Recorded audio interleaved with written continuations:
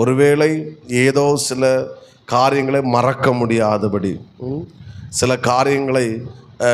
காரியங்களின்று வெளியே வர முடியாதபடிக்கு நீங்கள் இருப்பீங்கன்னா, நான் சொல்கிறேன், யோசேப்பை வெளியே கொண்டு வந்து ஒரு சமாதானத்தை, சந்தோஷத்தை, மகிழ்ச்சியை கொடுத்து கர்த்தர் ஆசீர்வதித்தது போல இந்த சத்தத்தை கேட்குற அத்தனை பேருடைய வாழ்க்கையிலும் தேவன் ஒரு பெரிய கிரியை கர்த்தர் செய்வாராக.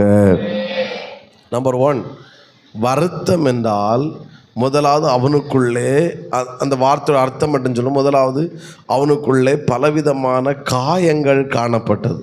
என்ன காணப்பட்டது சொல்லுங்க பார்க்கலாம்? காயங்கள். ஏன்னா அவன் காயம் என்பது அவன் தவறு செய்யாமல் தண்டிக்கப்படுவதற்கு பேர் காயம்.